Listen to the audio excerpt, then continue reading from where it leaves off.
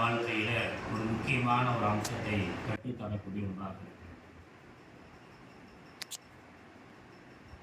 இந்த வார்த்தைகள் தான் பல நேரங்களில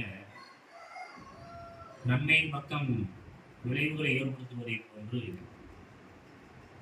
நல்ல மனிதர்களுடைய சுபகாசத்தை ஏற்படுத்துவதை போன்று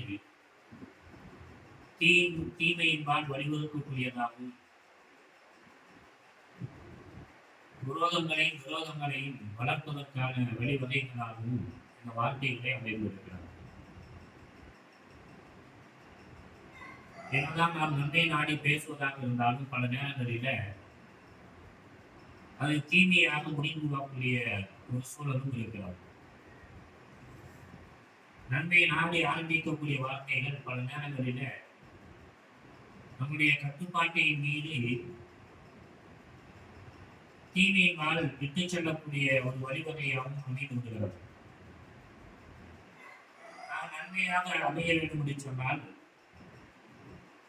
நல்லதை மட்டுமே பேசக்கூடிய வழி, நல்லதை மட்டுமே எல்லா நிலைகளிலும் எதிராளி கோபப்படுத்தினாலும் சரி, கிண்டல் அடித்தாலும் சரி, நக்கல் பண்ணினாலும் சரி, என்ன செய்தாலும் நல்லதை மட்டுமே பேசக்கூடிய ஒரு பண்பு நம்மிடத்தில் இருக்கும் பட்சத்தில் தொடர்ந்து பேசலாம்.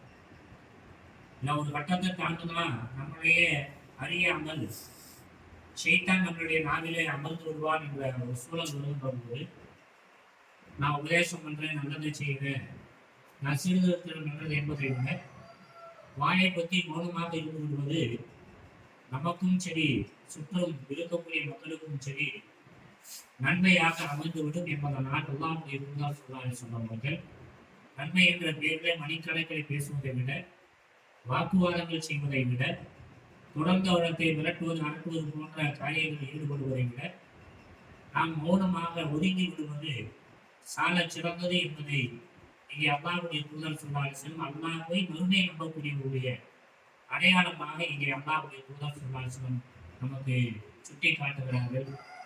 இன்றைக்கு பல நேரங்களில் நன்மை நாடி பேசக்கூடிய பேச்சுக்களும் உபதேசங்களும் இன்றைக்கு பல்வேறுபட்ட தீய வழிகளை ஏற்படுத்தி பிளவுகளை ஏற்படுத்தக்கூடிய சண்டை சச்சரவுகளை ஏற்படுத்தக்கூடிய ஒரு சூழல் இன்றைக்கு சர்வசாதாரணமாக பார்த்து வருகிறோம். அப்படிப்பட்ட நிலையிலிருந்து நம்மை தற்காத்துக் கொள்வதற்கு பேசினால் நல்லதை பேச வேண்டும், கேட்பவர்களாக இருந்தால் நன்மை நாடி கேட்பவர்களாக இருந்தால் அவர்களிடத்தில் அந்த செய்தியை பயந்து கொள்ள வேண்டும். எப்போதும் அவர்கள் கேட்க மாட்டார்கள், அதை புதக்கமாகத்தான் எடுத்துக் கொள்வார்கள் என்ற ஒரு படிப்பினை அப்படிப்பட்ட நபர்களாக இருக்கும் பட்சத்தில் மௌனமாக சலாம் உரைத்து சென்று விடுவது என்ற அளவுக்கு சொன்னால் அல்லாஹ் திருமலை குரான்ல திருவது வைனா காத்தமுகங்கள் ஜாகிலோனா பாரு சலாமா, உலகத்தில் மனத்தனமாக பேசிக் கொண்டே இருப்பார்கள் என்று சொன்னால், அறிவை பயன்படுத்தாமல் பேசிக் கொண்டிருப்பார்கள் என்று சொன்னால், அவரிடத்துல நான் வெற்றி வகை சூழ வேண்டும் என்ற அடிப்படையிலேயோ அவளை முழுசா விலக வச்சிடணும் என்று சொல்லக்கூடிய அடிப்படையிலேயோ பேசிக் கொண்டிருப்பதை விட பாது சலாமா, அல்லாஹ் அவர்கள் மீது சலாம் இருக்கட்டும் என்று சொல்லி விடை விடுவதை நல்ல ஒரு வழிமுறை என்பதை அல்லாஹ் திருமலை குரான் சொல்லி காட்டுறான். ஆக அந்த அடிப்படையில பேசினால் நல்லதை பேசுவோம், அல்லது நாம் மௌனமாக இருந்து விடுவோம், ஒதுங்கி விடுவோம். அப்படிப்பட்ட நல்ல பண்புகளை அல்லாஹ் நம்முடைய வாழ்க்கையில தந்த முடிவு வராமல் நாம் முயற்சி மேற்கொள்வோம்.